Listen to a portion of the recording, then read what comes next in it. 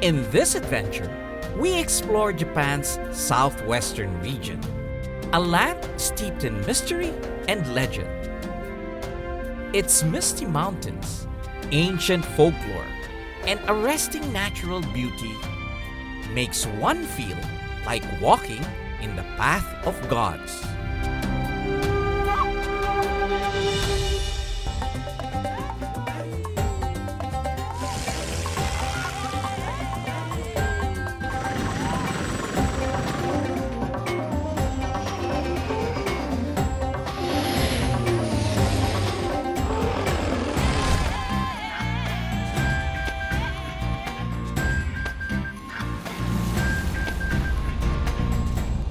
Japan is a place I will always find a reason to come back to. The food, the people, the fascinating culture, and the country's inherent love for aviation always inspires me to take a trip. Friends from the Aircraft Owners and Pilots Association of Japan invited me to experience autumn in the southwestern islands of Kyushu. From Manila, I thought I'd like to experience flying onboard ANA's Boeing 787 Dreamliner, a technologically advanced and fuel-efficient aircraft. ANA was the first airline to introduce a Dreamliner to passengers all over the world. Made of lighter materials, with noise-reducing engine cowling chevrons and swept wingtips, it ensures efficiency and comfort for its passengers.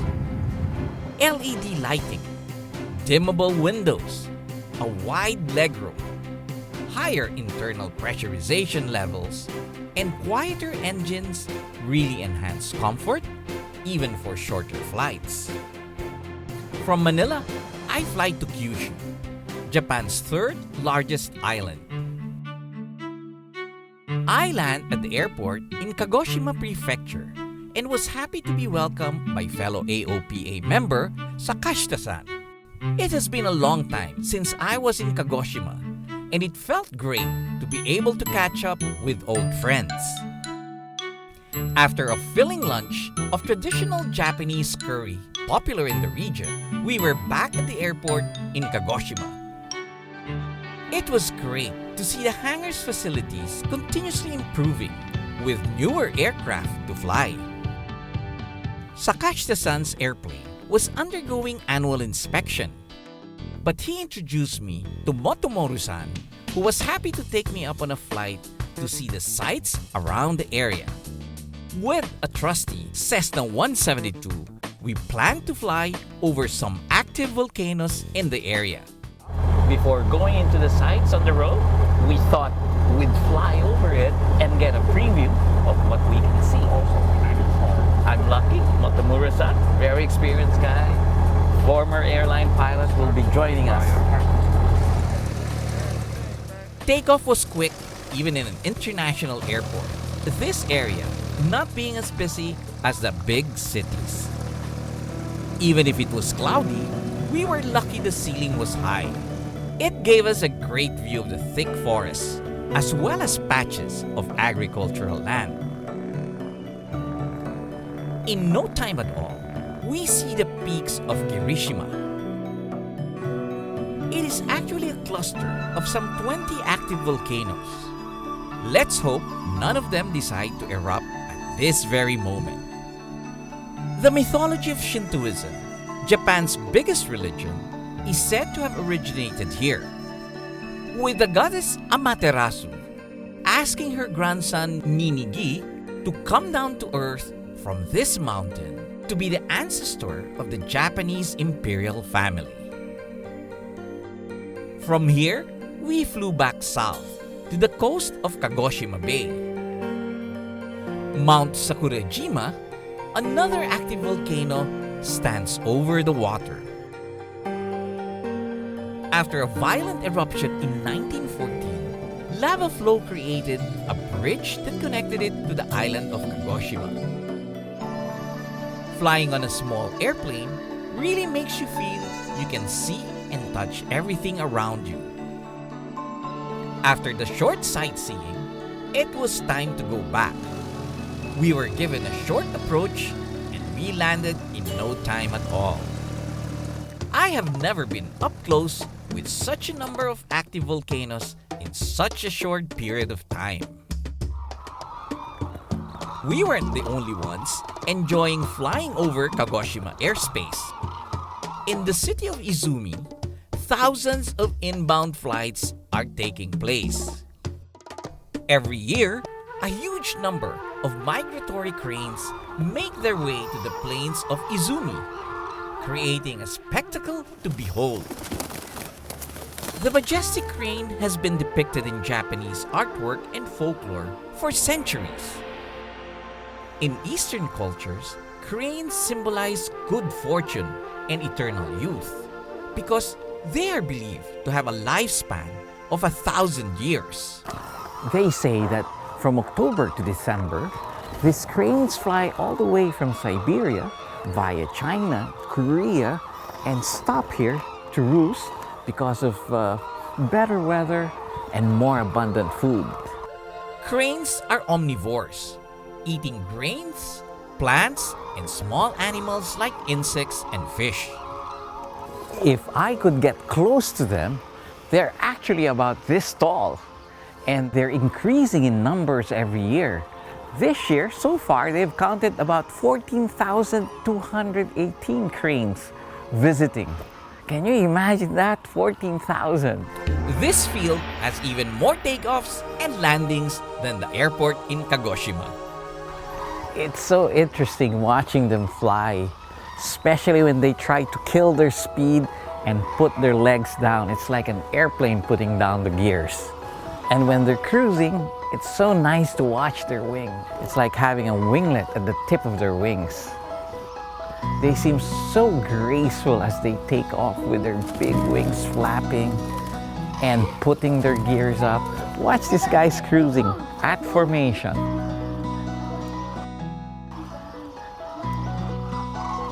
I wish I could join them.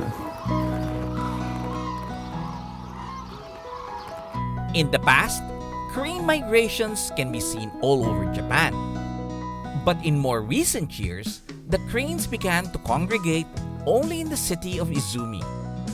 This must be a testament to the city's commitment to conserve and protect these majestic birds, regarded highly in Japanese culture. Good girl.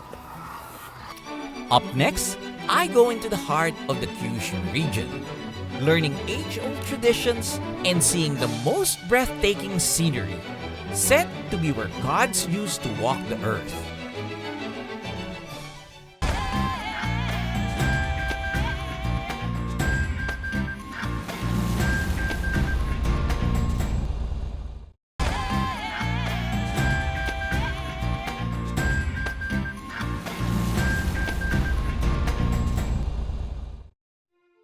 I am still in the southwest of Japan, exploring the beautiful mountainous region of Kagoshima Prefecture. By the shores of Kagoshima Bay is the city of Kirishima, a small city steeped with tradition. We were welcomed by the Sakamoto family into their home, a time capsule of sorts, preserving a long-standing tradition passed on to 5 generations. The family's greatest treasures are contained in these 200-year-old earthenware jars, as old as the tradition itself. These are jars used for making Japanese black vinegar, or kurozo, which the family has been brewing since the Edo period. Today, black vinegar's unique flavor and health benefits have spread across the world, but their method has remained the same. Some 50,000 jars are laid out fronting Kagoshima Bay and Mount Sakurajima. Kuramoto-san, a shokunin, or craftsman in making kurozu, teaches me more about his old tradition. His father, who also worked here as a shokunin, passed his knowledge on to him. The secret lies in its simplicity. It is made up of only 3 ingredients: steamed rice, spring water, and koji. He often compares the vinegar undergoing fermentation to that of a child growing up. So, Kumamoto-san, this is at what stage of fermentation? 1 month? そうですね。仕込みをしてから1ヶ月経っています。And how does it look? You said every day the face change. そう。もう少しね、成長してますよ。はい。こんな感じ。Oh, 上にありますのが振り麹。まだ I see. この振り麹大切な役目してますので、 A thin film of acidic bacteria, or furikoji, has formed on top. Kuramoto-san says all 5 senses are needed by the shokunin in monitoring the vinegar's progress. At 1 week, he uncovers each jar and listens to the faint bubbling sound of the fermentation process. Day and night, they inspect the jars to see if more rice is needed to trap oxygen in the mixture. 仕込みをして6ヶ月経ちますとこういう状態になるんですね。 Oh, yeah. 上にあった振り麹がもうありません。液体が表面に、 So it go down. はい、そう中の方にこう落ちていってるんです。 Yes, yes. で 6ヶ月かけてまずお酢を作りますよということです。 Mm-hmm. グラスについていますね。液の色がどういう状態になってる。 So not yet black, no? Okay. It's okay. I like vinegar. 若いお酢です。 Yes. 少し生意気なお酢です。 It's okay. All young people are like that. はい。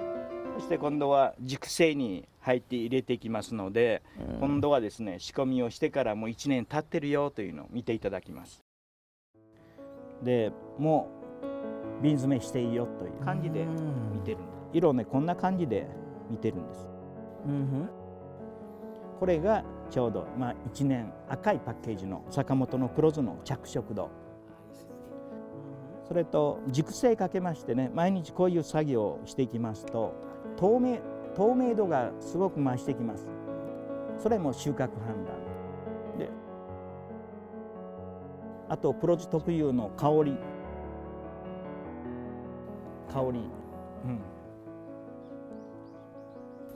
Yes, a little bit これ different. が黒酢の収穫の香りなんだ。 I see. 一番こだわってるのが味なんですね。 Mm-hmm. 味に一番こだわる。 Yes, different as well. これが本物の味。 Well, we've seen how the Sakamoto Kurozo was made, and they prepared special dishes for me, wherein we can make use of this vinegar, huh? I was joined by Mr. and Mrs. Sakamoto themselves, the 5th generation owners of the company. Kurozu has a rich taste, making it a great addition to any meal. Unlike distilled vinegar, it has more amino acids and a bigger variety of nutrients, making it an ideal health drink. They say some Japanese also take it as a weight loss supplement. I'm not sure how that is possible, especially if I keep using it as a dipping sauce. The making of kurozu is real Japanese artisanship, an exercise of patience, tradition, and ability to work in harmony with nature in order to create an excellent product. The Japanese have always respected nature, recognizing the sacred spirits that live in everything around us. This is the main belief of Shinto mythology, Japan's ancient religion, and Kyushu is said to be where it originated.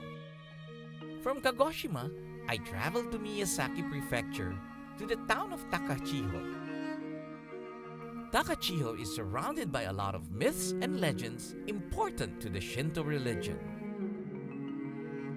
I was met by Kodama-san and Takuma-san, who led me to one of the oldest Shinto shrines in the country, dating over 1,200 years ago.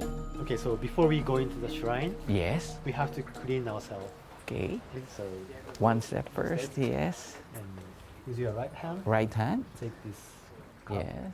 And first wash your Left. left hand. Okay. Here. Please have some water on your left hand. Yes. Please. And lastly, wash this. Okay. That's it.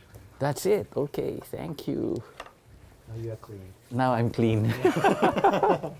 Surrounded by centuries-old cedar trees, the Takachiho Shrine is said to be built over sacred ground where gods used to reside. Tonight is the night of the Yokagura festival, where people gather at the shrine for music and dancing set to call on the deities. 33 dances are performed from evening till dawn the next day.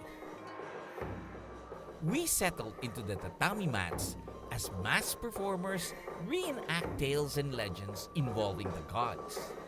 Drums, bamboo flute, and bells accompany each performance.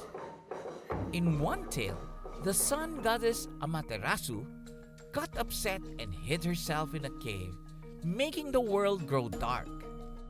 Tajikarao, the god of strength, listened closely to the sounds that will point him to her hiding place. In the next dance, the goddess of celebration, Amene Uzume, tried to do a funny dance that led the other gods to laugh so hard, Amaterasu peeked out of her cave. With the sun goddess finally out, Tajikarao lifted the stone doors off the cave so she cannot hide again. This is the famous legend telling of the sun's return, an important part of most Japanese cultural and spiritual understanding.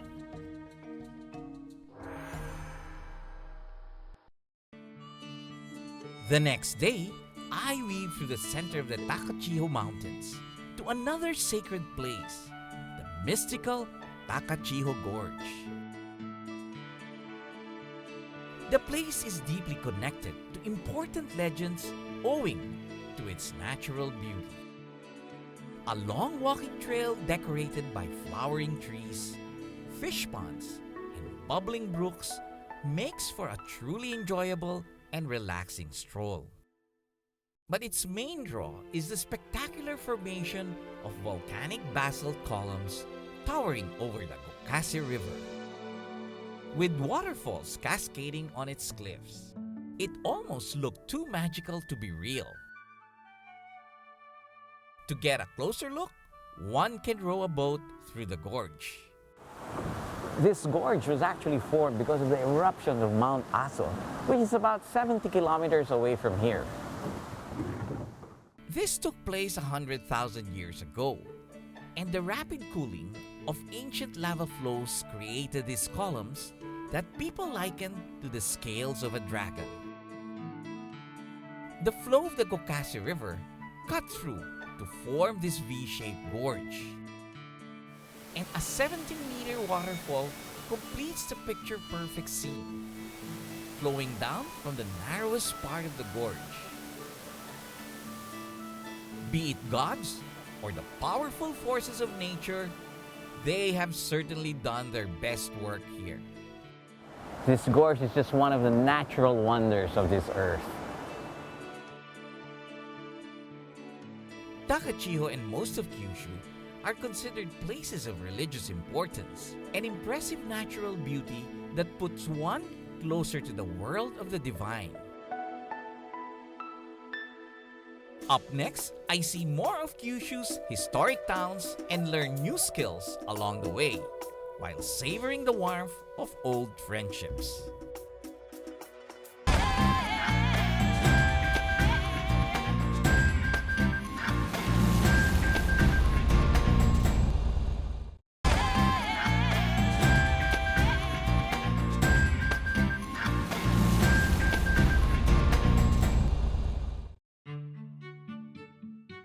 Still exploring Kyushu's hidden treasures, I find myself in Oita Prefecture, in the river town of Hita. The town was a place of prominence during the Edo era, when it was under the direct control of the shogunate. Its preserved buildings give us a peek into early Japanese history. Here in Mamedamachi, there are a lot of little shops with all the local products, from rice cracker to fabrics to antique shops. It's a very nice, interesting walk around in this area. Little has changed here since the Edo period, and they say you can even navigate these streets with an old map from that time. The samurai spirit lives on in the buildings and small streets of this town. One can even hear the clacking sound of wooden sandals on its cobblestone streets. The small town of Hita has been known for being the leading producer of geta, or traditional Japanese wooden sandals. These wooden sandals have been traditionally worn with a kimono, with the added height preventing the kimono from brushing the ground. I get to know the Motono family, who has made geta sandals for 3 generations now. Hiroaki-san took over the family business from his father, who started it. Today, he runs the business with his wife and his son Masayuki. So how did geta sandals begin in Hita? やっぱり周り見ても分かるように杉の木が多いんですよね。 I see. So that's why it's popular here, because of the cedar wood. Okay. Cedar wood is said to provide a soft cushion and comfortable fit. The wood is cut into the sandal shape and sanded before being lacquered. Masayuki-san is the 3rd generation maker of geta and is known in the local Japanese media as the Geta Prince. So you're interested because you see your father work when you were young, or because your father liked you to continue the business? 下駄がどんどん履かれて、若い人たちにどんどんもう履かれてしてないっていうのを現実を見て、若い人にもまだ可能性があるっていうのが見えてきたので、それでちょっと手伝いをしながら新しいことがやっていければっていうのがきっかけ。 So like father, like son. So you also look alike. Polish and lacquer are applied to the wood and left to dry out. Different fabric patterns can be sewn to make the toe strap. The dad and son does a lot of other things like sanding, painting, but the real head and boss of the business is the mom. Mrs. Motono is also very hands-on with the sandal making process, carefully fastening and knotting each strap onto the sandals. This is more difficult than I thought. They make about 1,500 pairs in a month and make deliveries to other prefectures. With Japan's aging population, passing on an old tradition has become an urgent matter. It was good to see young people appreciating good craftsmanship and being equally passionate to continue them. From Oita Prefecture, I made my way to my final stop, Fukuoka. Here, I was invited for lunch by Kubara-san and other members of the AOPA who are based in the area. Kubara-san has been to the Philippines many times and has joined me in many flying adventures. I was very happy to see him and catch up with old flying buddies.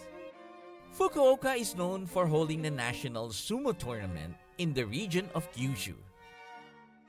Small restaurants in the area specialize in feeding sumo wrestlers, and while I cannot wrestle like them, I can definitely eat like one. They serve the traditional chankonabe, or sumo wrestler's meal. It is actually a very balanced meal with meat, vegetables, tofu, and noodles, all simmering in a pot. 4 friends can share a pot of chanko nabe that is meant for just one sumo wrestler.